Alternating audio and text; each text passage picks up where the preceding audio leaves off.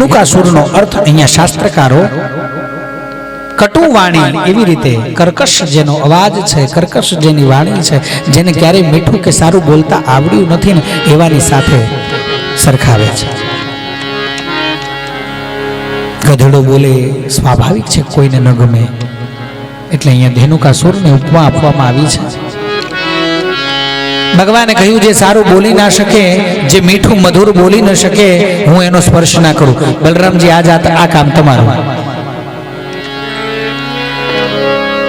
બલરામજીએ 3 મુષ્ટિકાનો પ્રહાર કરી અને ધેનુકાસુરનો ઉદ્ધાર કર્યો છે. પણ શાસ્ત્રકારો એને કહેવા માંગે છે કે તમે ગમે એટલા સાચા હોય, ગમે એટલા મોટા હોય, ગમે એટલા વિવેકી અને વ્યવહારુ હોય, પણ જો મીઠું બોલતા નથી આવડતું, મધુર બોલતા નથી આવડતું, સારું બોલતા નથી આવડતું, તો એ આગળના જેટલા ગુણો કયા ને એ બધા ફોક. કૃષ્ણ કનૈયા.